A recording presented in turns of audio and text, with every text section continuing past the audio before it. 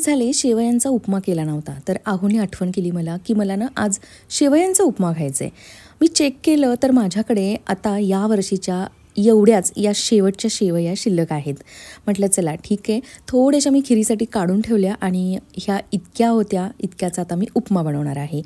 आजचा ब्रेकफास्ट तर होईल यामध्ये. पण आता नेक्स्ट इयरच्या शेवया कुठून घ्यायच्या, कुठे बनवायच्या, की आता स्वतःच बनवायच्या, आईला किती त्रास द्यायचा किंवा सासूबाईंना तरी किती वेळा सांगायचं, त्यापेक्षा ना म्हटलं यावेळेला आपणच बनवूया इथेच. तर माझ्याकडे येणारी जी कविता आहे तिला मी सहज विचारलं, म्हटलं तू काय करते गं, शेवया विकत आणते, बनवून घेते? तर ती बोलली ताई इथेच मी जिथे राहते ना तिथे जवळच शेवया बनवणारे आहेत आणि 25 रुपये KG प्रमाणे बनवून देतात. म्हटलं चला यावर्षी ना आपणच बनवू इथल्या इथे. आवडतं आहोंना शेवयांची खीर आवडते, आम्हा सगळ्यांना शेवयांचा उपमा खूप आवडतो. हाय हॅलो नमस्कार, मी शुभांगी तुम्हा सर्वांचे एका नवीन व्लॉगमध्ये अगदी मनापासून स्वागत करते. कसे आहात सगळे? आय होप तुम्ही सर्वजण अगदी छान मस्त मजेत आनंदी असाल. मीही आहे. आज ना शेवयांचा उपमा करताना मी काय ट्रिक केली की मी नेहमी काय करायची माहिती आहे, या पॅनमध्ये ना तेल टाकायचे अगोदर आणि तेलात शेवया भाजायची. पण भाजून झाल्यानंतर शेवया जेव्हा पॅनमधून प्लेटमध्ये काढतो ना तर त्या तेलामुळं त्या शेवया पूर्ण ना पॅनला चिटकून राहायच्या आणि खूप इरिटेशन व्हायचं ते काढताना. मग यावेळेला ठरवलं की नाही, जर आपण बघूया हे असं करून बिना तेलाच्या शेवया भाजून घेतल्या तर अगदी छान सुळसुळीत त्या डिशमध्ये निघाल्या. पाहिलं तुम्ही. नंतर तेलामध्ये शेंगदाणे तळून घेतले, ते बाजूला काढले आणि आता नॉर्मल जशी आपण फोडणी करतो तशी मी फोडणी केली आहे. आणि टोमॅटो ॲड करते मी शेवयांच्या उपम्याला आवर्जून, कारण छान लागतात टोमॅटो यामध्ये. शनिवार आहे, आहोंना सुट्टी आहे आणि आज ना आम्ही असं ठरवलं आहे की खूप काही कामं करायचीच नाहीत, कोणती कामं काढायचीच नाहीत, रिलॅक्समध्ये हा सॅटर्डे घालवायचा. उद्या बघू काय करायचं आहे ते. इतकी दिवस सुट्टी होती आहोंना, म्हणजे थर्सडेपासून. पण कुठेही बाहेर नाही गेलो, कारण या सीझनमध्ये म्हणजे या दिवसांमध्ये बाहेर बऱ्यापैकी गर्दी असते आणि गर्दीत जायला आम्हा कोणालाच आवडत नाही. इथे आत्ता मी काय केलं माहिती आहे, मी जे चप्पल घेतले ना डॉक्टर चप्पल, ते घालून माझी हाईट किती वाढली आहे हे मी चेक करत होते आहोच्या बाजूला उभं राहून. शेवयांचा उपमा करायची माझी पद्धत ही अशी आहे, जेव्हा आपण फोडणी घालतो ना तर फोडणी व्यवस्थित भाजले गेले म्हणजे कांदा टोमॅटो सगळं, तर त्यामध्ये पुन्हा मग मी भाजलेले शेंगदाणे आणि शेवया ॲड करते. सारं व्यवस्थित मिक्स करून घेतल्यानंतर त्यामध्ये लागेल असं म्हणजे जितकं ॲडजस्ट होईल तितकं असं ना वरून गरम पाणी ॲड करते. अशाने काय होतं मग शेवयांचा उपमा असा ना चिखलासारखा मऊ नाही होत, अशा सुळसुळीत मोकळ्या मोकळ्या शेवया राहतात छान. आणि एक जस्ट एक वाफ देऊन घ्यायची. वाफ काढून झाली की मग लगेच त्यामध्ये कोथिंबीरनी गार्निश करायचं. तर साय आता बऱ्यापैकी साठलेली आहे, तर मी येणाऱ्या व्लॉगमधून तुमच्यासोबत शेअर करेन की ती कशी विरजण लावली जाते. कारण बऱ्याच वेळेला कमेंट होत्या अशा की ताई ते जे काही तुम्ही सायचं तूप तयार करता त्या अगोदर ते विरजण कसं लावता, म्हणजे त्याचं दही वगैरे कसं लावता ते दाखवा. तर मी दाखवेन येणाऱ्या उद्याच्या व्लॉगमध्ये. आणि आजच्या व्लॉगमध्ये ना मला तुमच्यासोबत मी एक शॉपिंग केली आहे ती शेअर करायची होती. आणि खरंच कधी कधी काय होतं माहिती आहे, आपल्याला माहिती नसतं आणि रँडमली आपण काही गोष्टी खरेदी करतो. जसं मी लास्ट मंथमध्ये एक ड्रेस घेतला होता इन्स्टावरून, जो अतिशय खराब क्वालिटीचा आलेला आहे आणि त्याला रिटर्न पॉलिसीही नाही. त्यामुळं माझे ते जे काही 1100-1150 रुपये समथिंग मी दिले होते ते वाया गेले. तर तसं होऊ नये म्हणून मी आज तुमच्यासोबत काही इन्फॉर्मेशन शेअर करणार आहे. तुम्हाला माहिती आहे आमच्या घरामध्ये ना अगदी वातावरण उलटं असतं. म्हणजे आहोंचं म्हणणं असतं की चला कुठेतरी बाहेर फिरायला जाऊया, ॲटलिस्ट मॉलमध्ये तरी जाऊन फिरून येऊया, काही तुम्हाला शॉपिंग करायची असेल तर शॉपिंग करून येऊया. बट माझं आणि प्रीतीचं म्हणणं असतं की नाही, आता कुठेही बाहेर जायचं नाही. प्रीतीचं तर असं म्हणणं आहे की आता 10चे पेपर झाल्याशिवाय मी कुठेही बाहेर येणार नाही. आणि हो, मला ना लोकल कुठे फिरायला घेऊन जाऊच नका तुम्ही मला ना न्यायचं असेल तर इंटरनॅशनल ट्रिपला घेऊन चला, मग मी येईन. आता हे पॉसिबल आहे का सांगा बरं, की उठलो आहे आपण अचानक आणि इंटरनॅशनल ट्रिपला गेलो आहे. आपण राहिलो मिडल क्लास लोक, आपल्याला सगळ्या गोष्टी अगदी प्लॅनिंगनी विचारपूर्वक कराव्या लागतात आणि मला असं वाटतं तशाच करायला हव्या.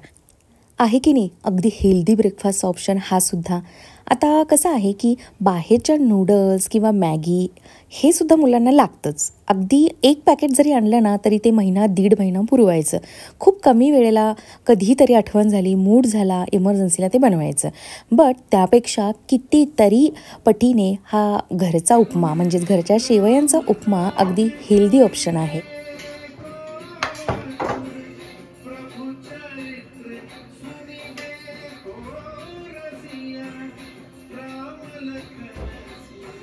चला आता ना मी केलेली नवीन माझी शॉपिंग बघूया. मागच्या महिन्यामध्ये मी रँडमली असंच इन्स्टाच्या पेजवरून जो काही ड्रेस ऑर्डर केला होता. तर त्यानंतर मी असं ठरवलं होतं की इन्स्टा पेजवरून काहीही ऑर्डर करायचं नाही. जर का आपल्याला घ्यायचं असेल तर आपण ॲमेझॉन किंवा मिंत्रावरून फ्लिपकार्टवरून घेऊ शकतो. पण राहवलंच नाही. खूप दिवसांपासून मी हे पेज आचोचं, तर आचोवरून मी शॉपिंग केली आहे. हे पेज मी सतत बघायची आणि एकदा पण बघायला लागलो ना की सतत ते आपल्याला पॉपअप होत राहतं.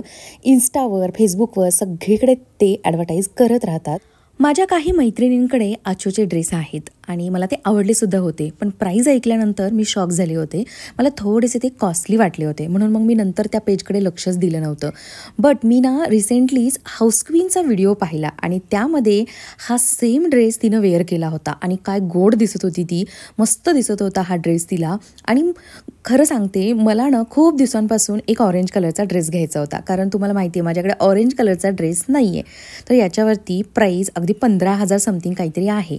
पण सध्या सेल सुरू आहे आणि हा ड्रेस मला कितीला मिळाला असेल, तर मला हा बऱ्यापैकी अफोर्डेबल किमतीला मिळाला बरं का. सांगतेच मी पुढं. तर ही सगळी स्टोरी आहे हा ड्रेस घेण्यापाठीमागं. एक तर आपल्या मनात एखादी गोष्ट सुरू असते आणि त्याच्याशीच रिलेटेड आपण एखाद्या इन्फ्लुएन्सचा व्हिडिओ पाहतो आणि त्यानंतर मग आपलं मत 100% बनतं की नाही आता हे मी घेणारच. तर तसंच काहीसं माझ्या बाबतीत झालं. हाऊस क्वीनचा व्हिडिओ पाहिल्यानंतर लगेचच मी आचोच्या साईटवरती गेले आणि हा ड्रेस ऑर्डर केला. तर मी यम साईजचा ड्रेस मागवलेला आहे आणि हा मला फक्त 2,499 म्हणजेच 2,500 रुपयाला मिळालेला आहे. तर आहे का वर्थ हा 2,500ला? हो, अगदी 100% वर्थ आहे. ही जी ओढणी मी तुम्हाला दाखवली बघा, बऱ्यापैकी या ओढणीला लेंथ आहे, म्हणजेच अगदी प्रॉपर मोठी ओढणी आहे आणि ऑर्गन्झामध्ये आहे ही. कपडा, पॅन्टचा कपडा आणि जो काही ड्रेसचा कपडा आहे तो प्युअर कॉटन आहे आणि त्याला गोटापट्टीचं वर्क केलेलं आहे. खूप म्हणजे खूप आवडला मला हा ड्रेस. आणि पॅटर्न कसा आहे याचा, तर अंगरखा पॅटर्न आहे.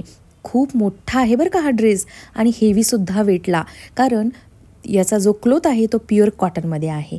हा असा अंगरखावाला अनारकली माझा हा पहिलाच ड्रेस आहे बरं का.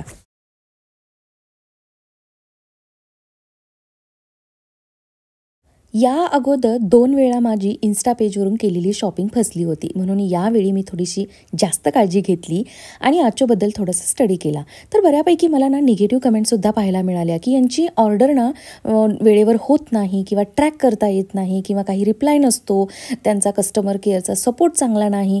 पण खरं सांगते, माझ्या बाबतीत मला असा बिलकुल एक्सपिरियन्स आला नाही. खूप छान सर्व्हिस वाटली मला. ज्या दिवशी मी या ड्रेसची ऑर्डर मी प्लेस केली त्याच्या ना बरोबर 4थ्या दिवशी मला हा ड्रेस रिसीवसुद्धा झाला. तर बघा केवढा घेरा आहे या ड्रेसला.